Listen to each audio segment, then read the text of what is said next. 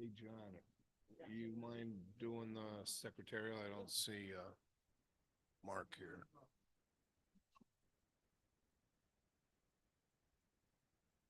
Yep.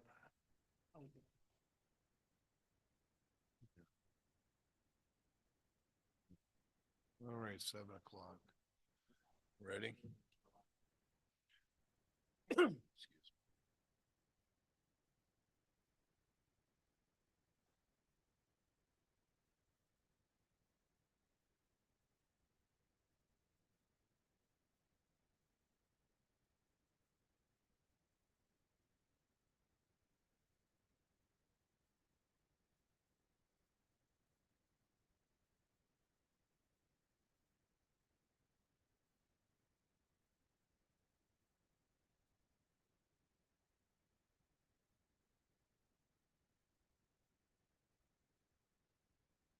All right, here we go. Pat. Patty?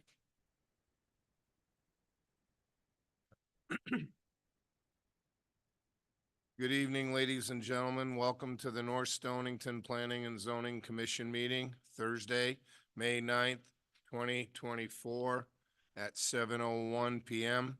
Members present, Pat Lewis, John Cacchione. Alternate members are Joseph Sharenza, Ben Bueller, and member Mark Leonard. Staff present, planning, development, and zoning official Susan C. Cullen. Administrative assistant Cheryl Consavage. And Wayne Wilkinson.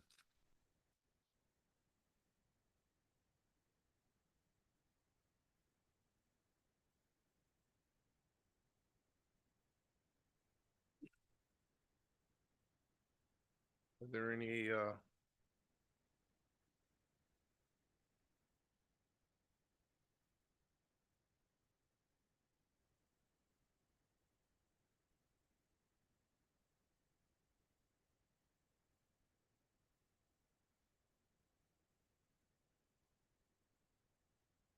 could you please stand while we pledge allegiance to the flag?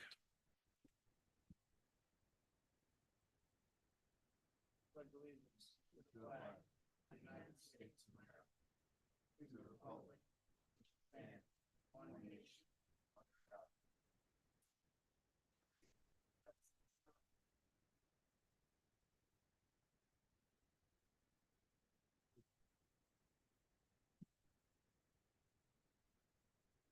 Did you already ask about additions to the agenda? Nope, that's next after the pledge allegiance. Are there any additions to the agenda that aren't on the agenda currently? That's negative. Are there any public comments unrelated to anything that's currently on our agenda? Seeing none, we're moving to number 6, workshop. Cheryl Haas, environmental technician from Ledgelight Health District, to discuss septic and well impacts in the seasonal use overlay districts.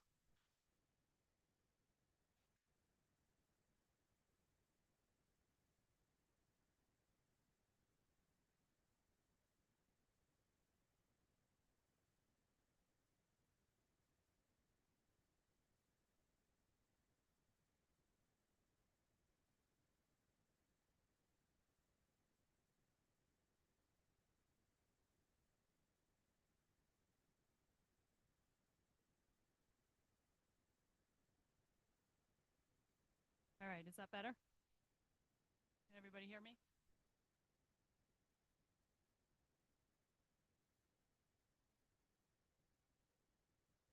That one is.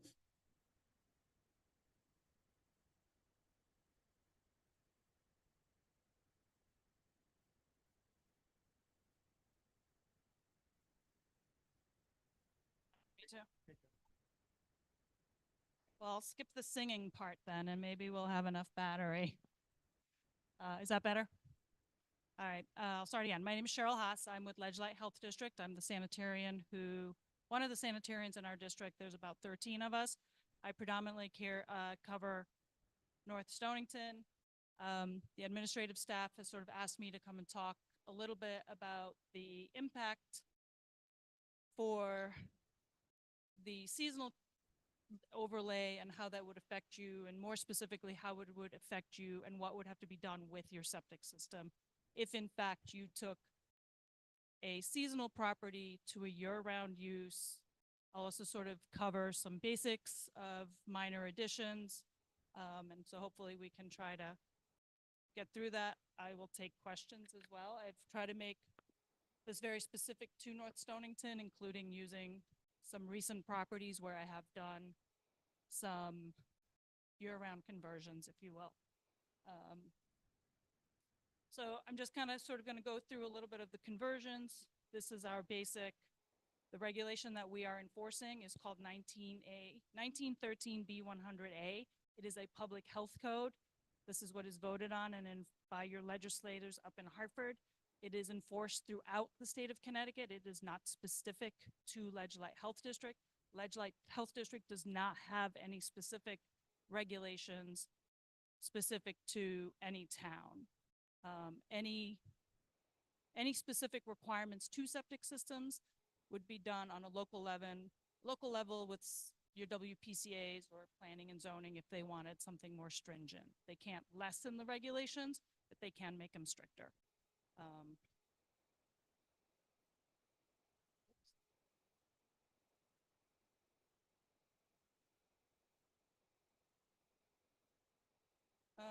So sort of some of the things that we cover are accessory structures. Accessory structures are things such as your above ground pools, your in-ground pools, garages, things with foundations or on piers.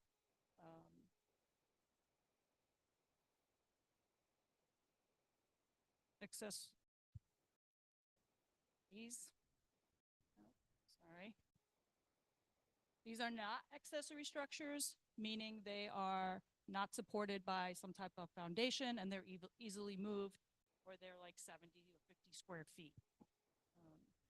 However, we don't want a big plastic water-filled pool put on top of your septic, not recommended.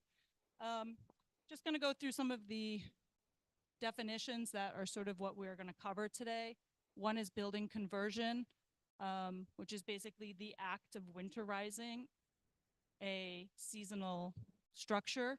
That is done by adding a positive heat source, a potable water supply that's protected from freezing, as well as putting in insulation, heating, things that are preventing your heat loss to the dwelling. That would be your basic definition of what a winterization is. A change in use to a property would be your things that are your mechanical, your physical changes, expansions, alterations to the properties, or things that would increase the design flow to your septic system. Increases to design size on the residential side are considered your bedrooms. On the commercial side, it could be adding employees. It could be adding seats to a restaurant, going from breakfast at a restaurant to adding lunch and dinner. Those are the kinds of things that would be a design size increase. You'll hear me talk a lot about what a code complying area is. Code complying area means that on your lot, you have an area that can meet every single one of the requirements in the code. Design flow, that's the anticipated waste that will be generated from the building, the structure, whether it's residential or commercial. You'll also hear me talk about what a potential repair area is. We don't abandon, we don't condemn buildings. We do the best repair possible. When we do a potential repair, we may grant an exception to the rule. That exception can vary from a distance to a property line. It can vary to a footing drain, things like that. We generally start with the things that we believe are the least environmentally impactful to the property, and then we sort of work with that. When you start to not have a code complying repair, the uses to your property tend to be limited. But we'll discuss that a little bit more as we move through here. I'm going to sort of take this in a tiered approach, which is probably the best way to discuss it. That's not a good option for that slide, but that's okay. So the most stringent, which would be your seasonal, in this particular case, would be your seasonal to year-round use. When you do not have public sewers, This is when the code kicks in. I don't believe anywhere in North Stonington that you guys have sewers, nor are they seen in the future. So this code would apply to everybody and every property in the town of North Stonington. So before anyone can add bedrooms, do a seasonal use change, increase the design flow, on their property, you have to demonstrate that there's a code complying area. It has to meet the code. There cannot be any exceptions. There's something here that's called MLSS. I won't get into it too much. That's more about properties that may have restricted soils, such as ledge and groundwater. That gets into a whole hydraulic calculation. That's a whole nother PowerPoint presentation, which I will not bore you with. So, the most stringent, as I said, what you need to do in order to demonstrate that you have that code complying area is one, that we conduct soil testing on the property if we do not have that soil testing information. Two, a site plan. Three, we'd like to know exactly where your existing septic system is, because in fact, there have been incidences where the existing system actually is code complying. So that sort of eliminates a lot of what you may have to do. Obviously, those things are not available.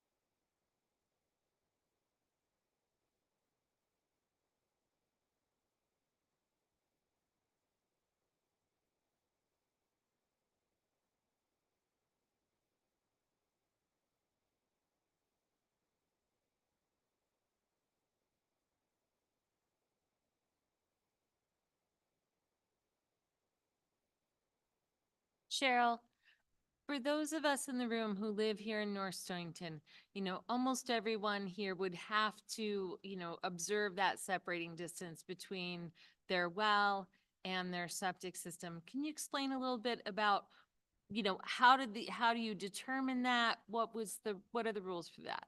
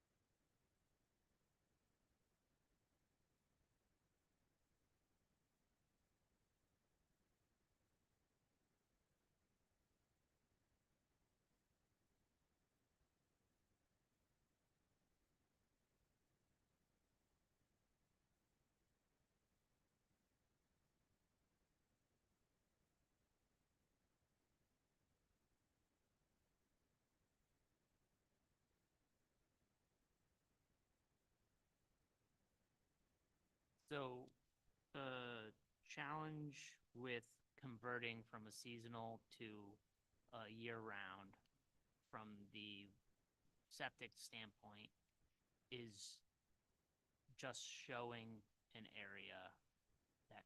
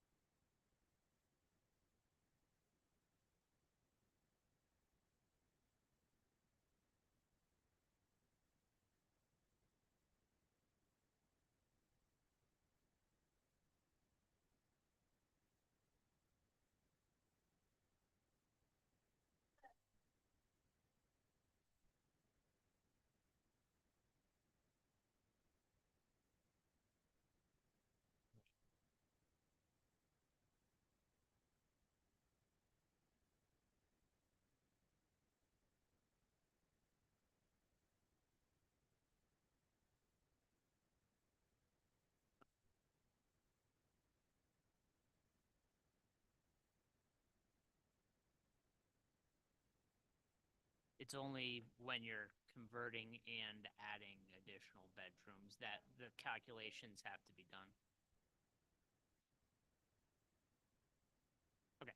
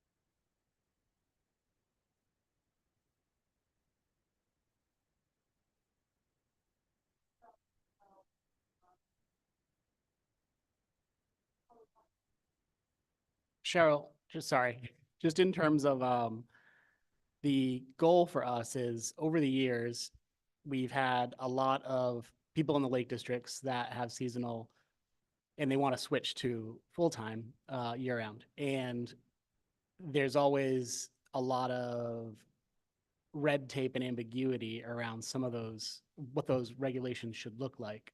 So if we were to look at, from your perspective and someone that's seen this and done this in multiple districts, is there anything, if we were to draft new legislation, that you would be like, this absolutely has to be in there, or don't do that? I know the health code is really the minimal registration, but what stands out to you?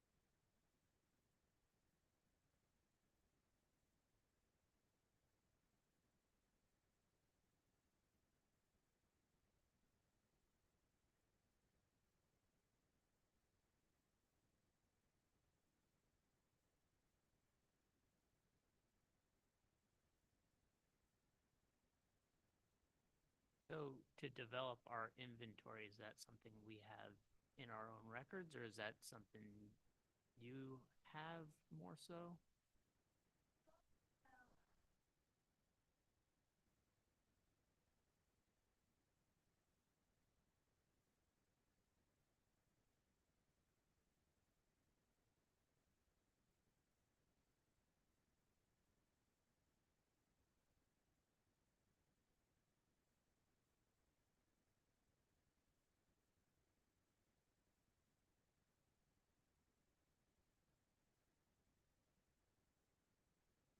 I mean, it's old. Yeah, no, It's stated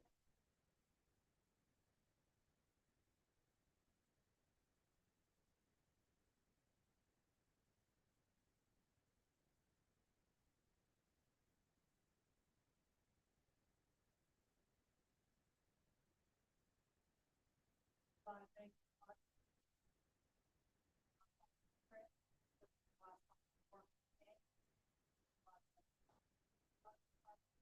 Again,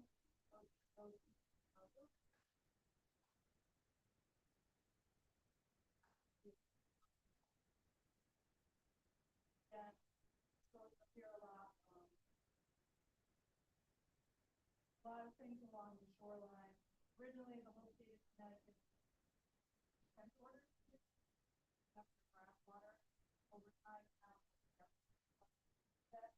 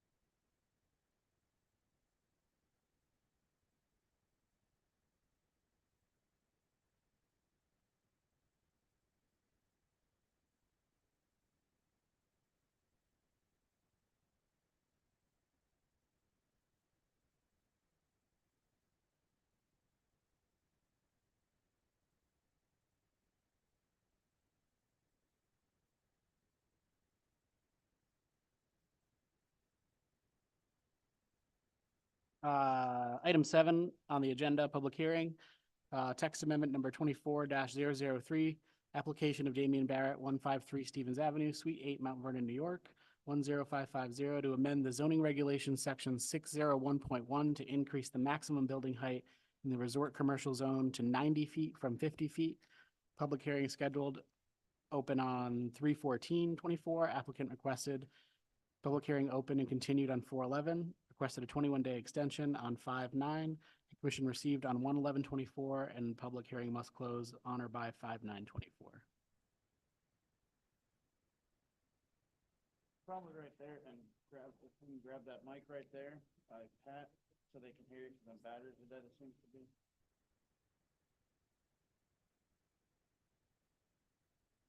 This one. And just for the record, the regular members are seated.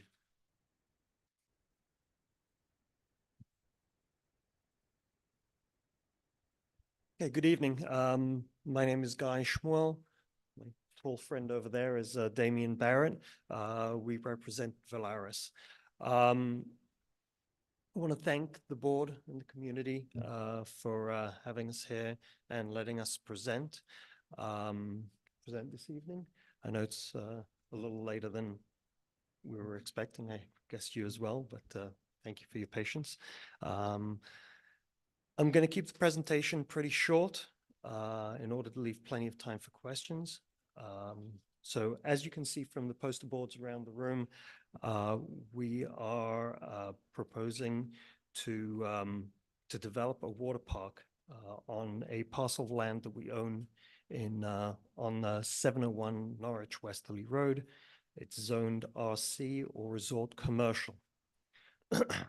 due to the advancing technologies, some of the rides or slides that have been developed over the last few years need towers that are much higher than we were expecting when we were first designing this resort.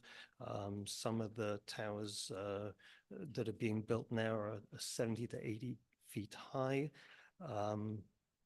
And let me stress, this is for the rides, this is for the slides. So we would therefore like to ask to raise the maximum height limit to 90 feet so that we will be able to build the most up-to-date facility that we can. And that's about it. I'd like to take questions if you have any. Correct. It's year-round facility. So the slides and rides are actually built into a tower that will go up.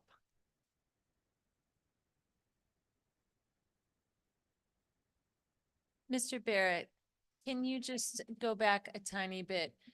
What you've asked for here is to a text amendment to the town and the resort commercial that would allow for that height requirement to be across all resort commercial properties for the town.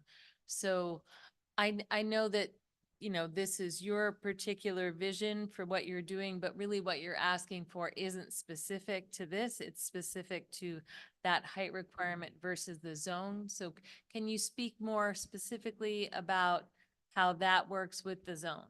Okay, so what has happened here with the zone, this building for the water slides and the towers and the attractions to work. Sorry about that. Oh, okay. Sorry about that. Oh. Okay, so what happened with the height for the zone, what we should be more clear with. We're asking for the height to be on for where the slide towers and all that's going to be. Your zone height right now is like 50, is at 50. And because of the attractions and the ride, those areas, that's one of the reasons I want to show you on the tower for the rides, can go up. It's not going to be 90. It's just that it has the flexibility based on technology and where it goes only on where to ride. No dwelling, no habitable space. It's only for the attraction. Not so in essence, we're not looking to raise your resort district 90 feet high, like a 90 feet high building. We're not asking for that. We're asking to be specific to the attraction and the water parks and stuff of that nature.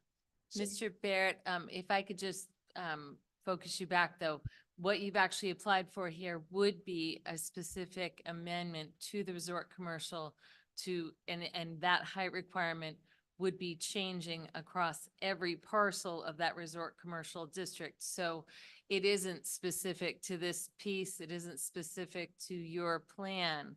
So this would be across all of our resort commercial. And so that needs to be clarified with the commission because what you're asking for is not what you've just said. okay, so well, maybe in the misunderstanding what I was looking for. So what we're looking for is not to change your building heights tremendous, across the board of raising the whole town, the resort district 90 feet high for all the buildings.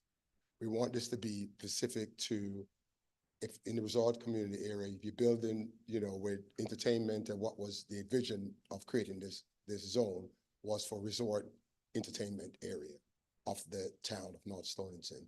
So what we wanted to make sure that we're asking for, and I want to make it clear, we don't want to change the height of the entire resort district in that. So maybe it's in my filing that we made it not clear how to make it, but it's really to do with the attractions that goes with the building. Like for instance, Foxwoods is building a water park now. And as you can see, the tower of the slides and the tube that's going out of it, it's a height like that. But our site, the site kind of slopes down. So even though we have the ability to go up to say 70 or 80 from the street, you'd still be a 50-foot high, which is what the zone allows right now. So in terms of making the zone, staying in line with the zone, even if we moved the zone up to 60, 65 feet, it would still be in radius of what we're doing. We just don't want, we don't want it to be that we're looking to put dwelling units. So in the current form that we have it, I understand what Susan is saying is allowing the whole resort community area to be 90 feet. I want to tailor it to understand that it is with the attractions and the entertainment that goes on there, but no dwelling. So nobody's going to live there. There's no storage there. It will be on for that specific use that we're So- looking for. Mr. Barrett, that's not what you've applied for. You've applied for a text amendment to revise that every parcel within our resort commercial district, so that's not just this parcel, this is many other parcels in town, that the maximum height limit, under that section of our regulations would go up. And that's what you've asked for. You're not asking for something that's specific to this parcel. You're not asking for something that's been specifically reviewed in terms of your own proposal. You've literally asked for that height requirement to be changed across the entire zone for every piece, every parcel within the resort commercial zone, which is a specific zone in the town that's not just this property. So if that's not what you're looking for, I think you're getting ahead of yourself here. What we're talking about tonight is that text amendment to the regulations that talks only about the lifting of that height requirement. And that's what we've reviewed with our agencies in town. And that's also what our commission will decide tonight if you're consistent with our plan of conservation and development for the town. So it's not specific to your parcel that you're thinking of developing on. It's not specific to a water park or a resort. It's not specific to habitable or non-habitable space. It's specific to the height requirement in that zone across the board in that zone. Okay, so. And that's what you've asked for in your application. So what do we have to do then? I would, for fairness to the board as well, then we'll probably table this then and then reapply, if that's the case, to be more specific to the, because I was, the height, because it's the specifics on the height, I wanted to make sure that we understand that. I'm not looking for a height to change to put this building 90 feet high. So we don't need that. So what we need to do is to be specific to the towers and what that is. So, Mr. Barrett, so what you're saying for tonight is that you'd like to withdraw the application as it stands and maybe come back to our staff and talk to them more specifically about what you're looking for that parcel as opposed to across the whole zone? Is that what you're saying? I'm just trying to understand what you're, So what you're doing. what I'm saying for the resort community zone that you guys created was literally for this to happen, to allow this type of entertainment to get in there. So it should be a cross zone based on that, on the sense of if someone was building another part of entertainment that goes with that resort community that's in the zone that's currently there, then they should have the right to be able to have that. It doesn't need to be specific to that property for that reason, because where we place this now, I own across the street as well. So if that was the case, it has to have the ability to do so. What we're saying is, I don't want to change the community or change the vision of what laid out in front of us. It's in line with what we're doing. Nothing changes except for where the attraction is, the technology and where the rides are going and things happening. You can have up to that. So if I need to table it and then come back, or if it's in the right of the board, I would say, to make a decision based and specifically vote that this would be this only in this direction. If you are building a resort community and building what is allowed in resort community, and your slide tower or whatever it is exceeds, it can exceed the 50 feet that it has currently now. It can go up to 90 feet with can be a special use permit or a special board, requirement to the board. Then I think what they're saying, but you're doing it site specific now is what you're presenting to us, and this affects the whole town is what we're saying. So maybe like Susan said, you need to step back and punt and reevaluate or get with them to know exactly what you need to make changes to instead of trying to make it town-wide. Because what you're asking for is us to make it town-wide, and that's, Point of order, as an alternate, can I use, okay, it's just I can't vote. So as I understand this conversation going, it sounds more as a zoning board of appeals type thing. No, they wouldn't be able to handle this specific lot and an adjustment for his, There's no hardship. vision? In other words, there's someone else Okay. in town that has this and we're not granting it to him.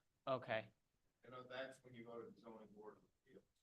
okay, it's Um, not that they for- could for ask for a variance on. The zoning board of appeals can grant a variance in a specific hardship. Yeah. What a hardship means by the state of Connecticut isn't something that you've self-imposed upon yourself or something that you're aware of at the time that you buy the parcel. Okay. They're aware of what they've bought when they buy the parcel. Mhm. So if you have a parcel and you're doing something and there's something specific in terms of like a physical characteristic that you can't get around, like Mhm. there's, it might be a wetland or you find there's ledge that you weren't aware of Right. when you bought the parcel. That might be, a reason to grant, a variance under the hardship rules of Connecticut. So the the- only avenue then their is a avenue text amendment Is to do a text amendment, but that text amendment, it falls As- across as it every currently resort commercial. proposed, is every, Yes. regardless, it's just a strict height change. It's a not- strict height change to not every a parcel. different- And that's an what they've asked for. additional language to clarify that.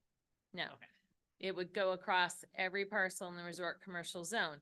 Now, if you found that that was consistent, say for instance, if that you found language in your plan of conservation development and you said that that was consistent with what the town was looking for across all of those different parcels within the resort commercial zone, then, at the next step, they might come back and ask for the more specifics of what they're talking about here. But what we're deciding tonight is whether or not that text amendment, which is what they've applied for across each parcel in the resort commercial zone, can be changed if that's consistent with the plan of conservation development. And that's all that you're discussing tonight. The next steps that Mr. Barrett and his group might be interested in, that would come at a more site-specific place further down the line in their other permitting that's just about their parcel and about the parts of their parcel that you'd be reviewing in terms of, how things are arranged, their parking lot, their traffic, other things that you typically would review under their special permits and site plans that are typically under your purview. Okay, Susan, can I ask a question? In terms of, in order to do that and to be site specific, then it would be a zoning board of appeal for the hardship for that particular project, if I did that. Because what I'm asking for, it still has to be across the board of the resort, for it not to be site specific and not a hardship. It'd have to be across lifting the height on the zoning board, but with the condition, which the board has the authority to do, to say only specifically height could be lifted, only for the rides and attraction, not for dwelling. So it would grant the approval specifically with that language, specific language in it that says only for to do with the resort community, the RC zone with that component.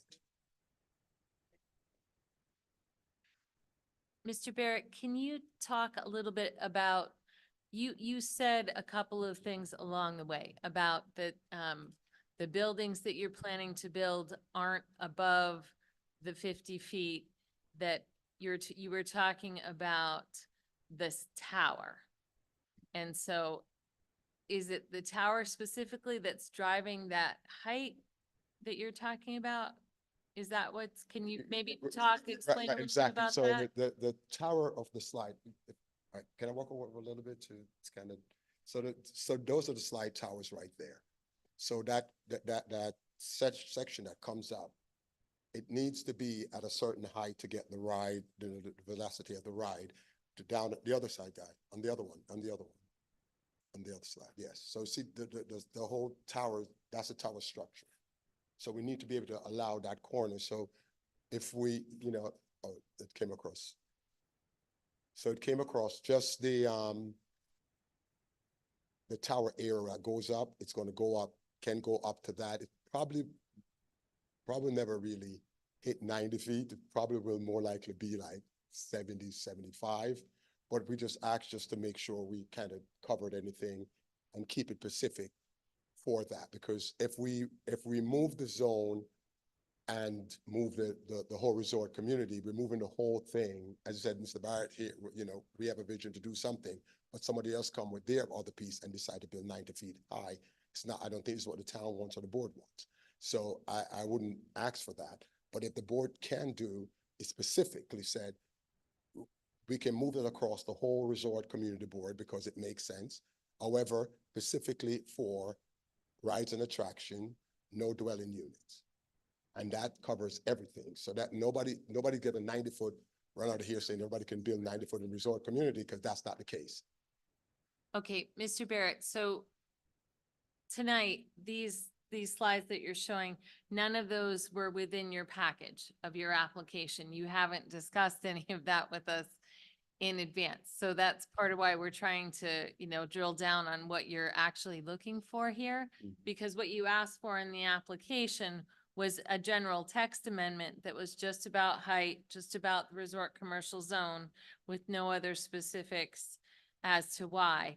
And not even a real actual explanation of why. And so I think folks here are, just trying to figure out exactly what you're looking for. And we can only operate under specific parameters.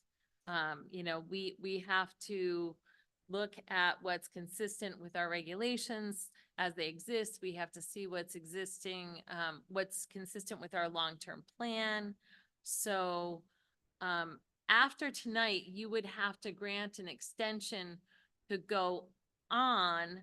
And now knowing this, I don't know if the board would want more information, since this is the first time we're sort of seeing a lot of this information. And this is specific to this site, whereas, typically when someone comes for a text amendment, they're discussing how that text amendment falls against the consistency of our long-term plan of conservation and development, not really about the specifics of their site, because that kind of happens at the next level. Okay. But it wasn't asking specific only for this site. It asking specific for the resort community, because otherwise there would be a direct application just on 701 North Westerly Road. No, I understand that, but then what you're saying tonight is that you wanted it to be specific, so. No, not to be specific.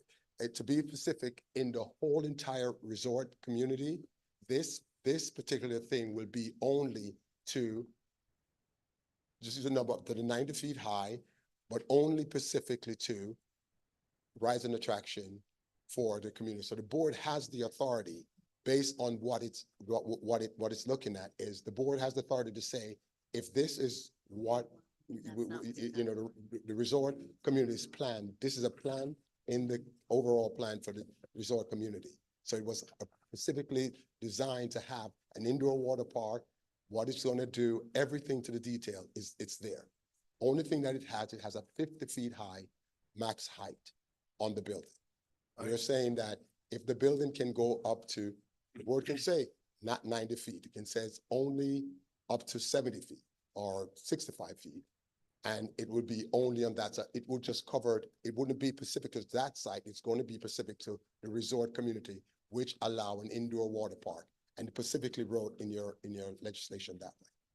Sir, I think what would be best to move this along in a positive way would be for you to, withdraw your application tonight, because the way you're talking about the zoning and the rides and everything, you're gonna have to talk with these ladies who have a more specific thing so that we're voting on something good, because the commercial, resort and all that, someone could go and build a 90-foot, hotel or whatever, and then you got fire issues and everything else. You're talking about water towers that are gonna be pretty hard to catch on fire, and they're not people sleeping in there and stuff. So we're not gonna wanna see 90-foot buildings throughout North Stonington. Correct. It's not part of our, plan of conservation and development. So I think if you withdraw this now, because if not, we would just have to vote no with no prejudice against it, and then you can come in and talk to the ladies and formulate a better, plan to come forward. Oh, no question. I'll definitely withdraw and bring back and conserve with Susan and Sherry the next opportunity they get to meet with us. That is wonderful. If you could do us a favor and please put that down in writing so we have it on a piece of paper. Yeah, Thank you, sir. all right, no problem. Thank you, guys. Thanks. Thank you.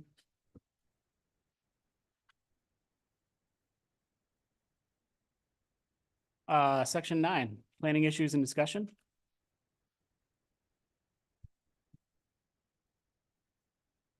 I've included my report for the month in your package.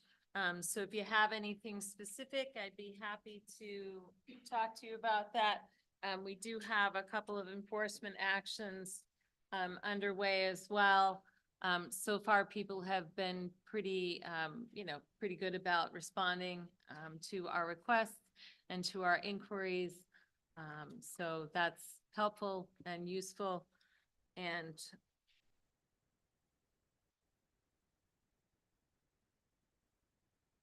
okay. All right. So if you have any questions, I'm happy to talk with you about any of those, zoning permits or administrative permits that have gone through the office. Or if you have a question about a specific enforcement action, we can also talk about that. You're also always welcome to come in and look at our files if you have something, that's really detailed that you want to know, like dates or times or whatever.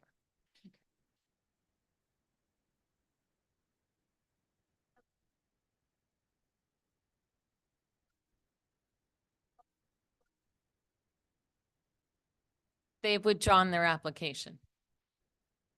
So not as this evening, no. They could come back and put in a new application for a new public hearing. And at that time, there would be public input, but since they've withdrawn their application, we won't be seeking public input tonight.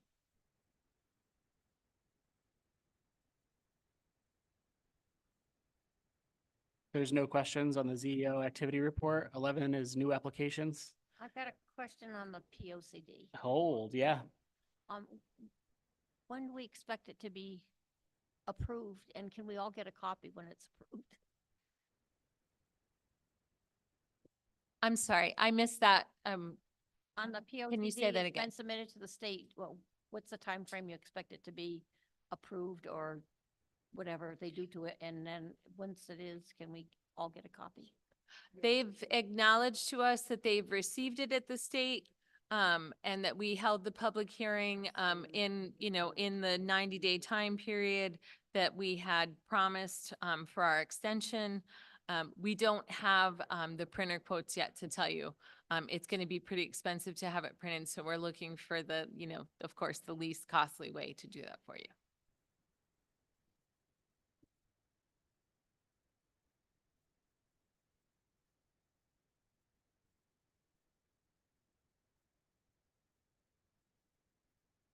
So they still have to separate it like that. It's our final decision, right, to the, when we approved it. Yeah.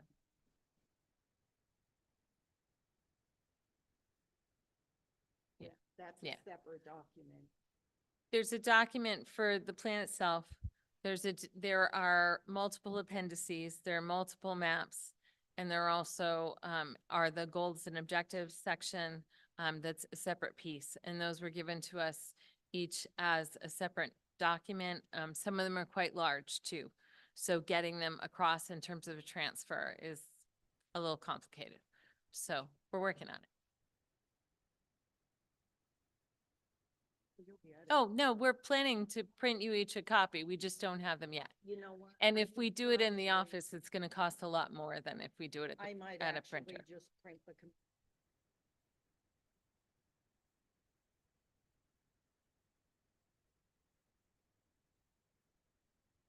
Old business?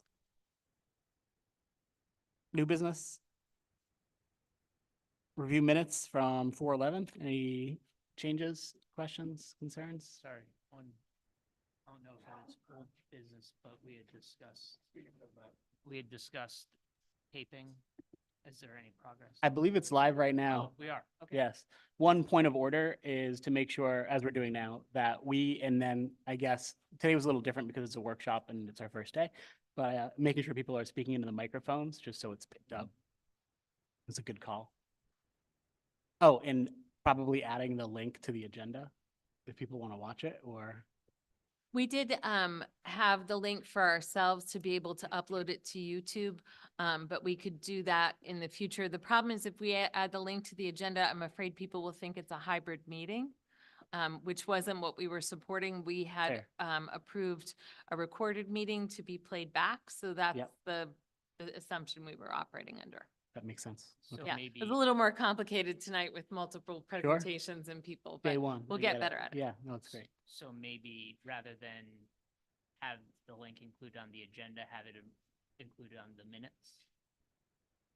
Yes, That we could help do us that. follow? Yeah, that'd be better. Sure, Well, it's also broadcast over YouTube, so it's can't we available. just put on their view on YouTube?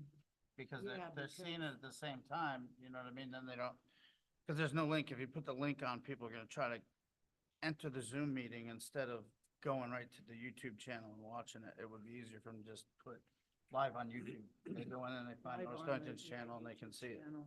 You know, what I mean, it'd be easier. to It do would that. work either way. We can do whatever works best. Sure, I don't. no problem. So we'll accept the meeting, the minutes from last month's meeting as read. No, Motion to approve the minutes as read. all